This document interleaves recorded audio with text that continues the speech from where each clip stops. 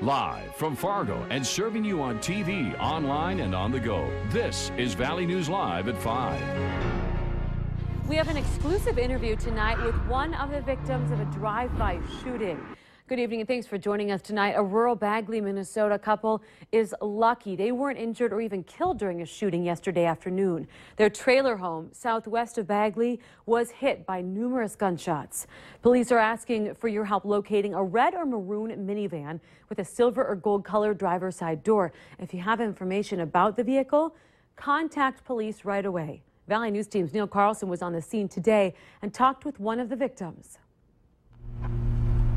It happened at 3:20 Monday afternoon. A man and woman were alone in this trailer home when an unknown suspect or suspects in a minivan opened fire on the home with a small caliber weapon. The people in the house reported hearing a couple bangs, and they looked outside and saw a red or maroon colored minivan.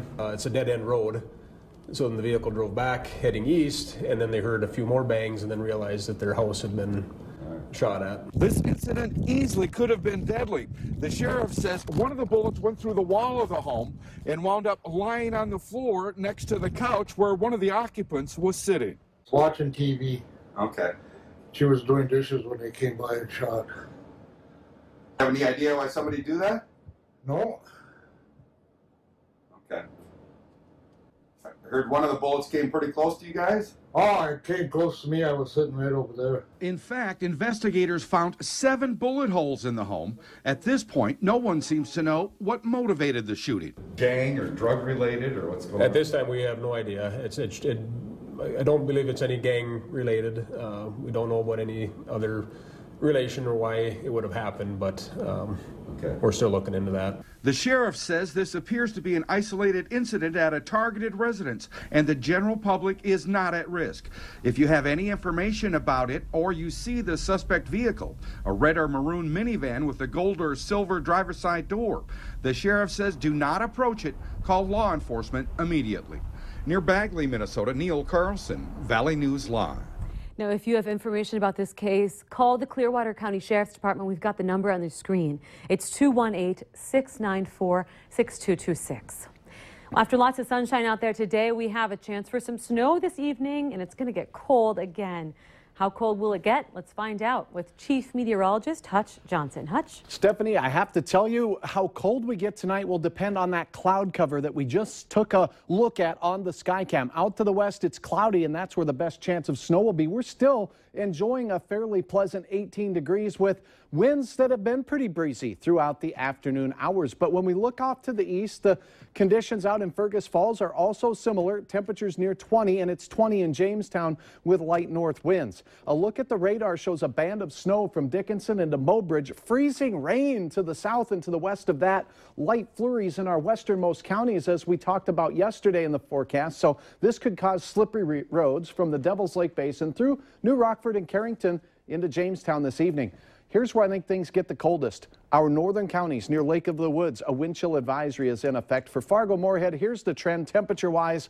We're going downhill, but I don't think as cold as we could be if we were crystal clear and calm. So we'll keep our eyes on that and have your hour-by-hour forecast. It is going to be chilly for a little stretch again. All right, we'll just brace for it. You bet. All right, thanks, Hutch. Well, 3 teenagers are dead after a crash last night. It happened on Highway 2 in Williams County. According to the Highway Patrol, the 3 boys crossed the median and crashed into a semi. Both vehicles slid into the ditch. The driver of the semi was transported to Tioga Medical Center with minor injuries. After yet another run to get it passed, the president has yet again vetoed the Keystone Pipeline bill. Congress sent the bill to the president's desk today after legislation passed both the House and the Senate. The White House has said that the president opposes the bill because it would cut short an ongoing review process of the project by the State Department. President Obama has also expressed some skepticism about how many jobs the pipeline would create. This is the 3rd veto of his presidency. Congress could override the veto, though, if they have 2/3 in both the House and the Senate to do so. Oil country in North Dakota is getting some support. Major support. Today, Governor Jack Dalrymple signed into law Senate Bill 2103. The new law would make $1.1 billion in state funding immediately available for infrastructure projects and other critical needs, including the oil production region. The funding package includes $972 million for oil country, another $128 million for counties and townships outside the state's oil production region. It also includes $450 million for state highway improvements projects all throughout the oil and the gas region. Well, your tax dollars are helping pay for more than 100 commercial airline flights a day to some of the nation's smallest communities. It's part of the Essential Air Service program, but our CBS News investigation finds many of the flights have few passengers, and that has critics asking what, if anything, is actually essential. Chris Van Cleve reports from Devil's Lake. Row after row of seats on this 50-seat commercial flight are empty. It leaves Denver twice daily for 2 remote North Dakota towns. On the day we landed in Devil's Lake, there were only 4 other passengers. You can imagine there's not a huge rush to get to North Dakota in the middle of the winter, but this flight goes whether it's full or empty because of a government subsidy. The Department of Transportation shells out more than $6 million a year to fund this route. It's one of 113 paid for by the federal government's Essential Air Service program. It was created in 1978 after the airlines were deregulated.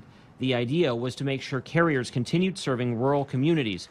It was supposed to be temporary, but instead it's grown from $50 million in 2000 to $261 million this year.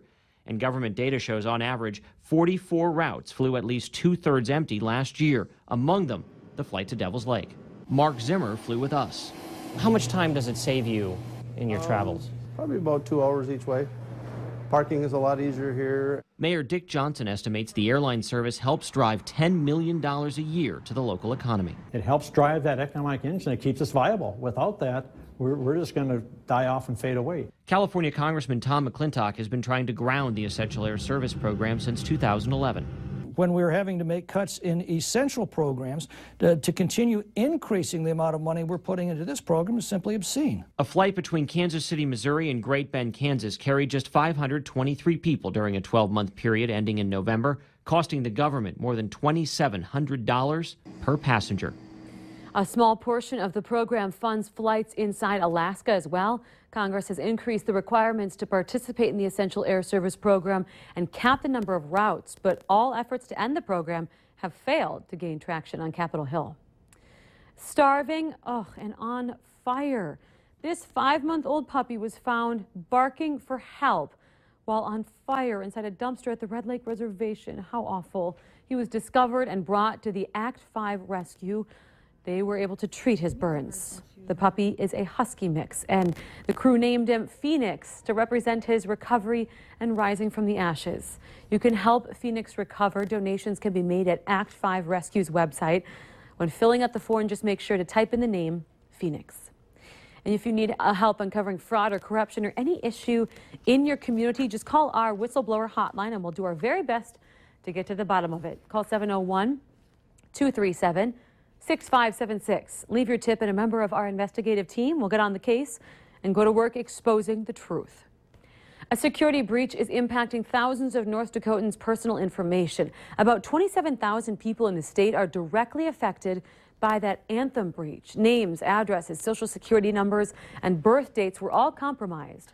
Anthem said it will notify the affected people through mail, so make sure to keep a close lookout for that.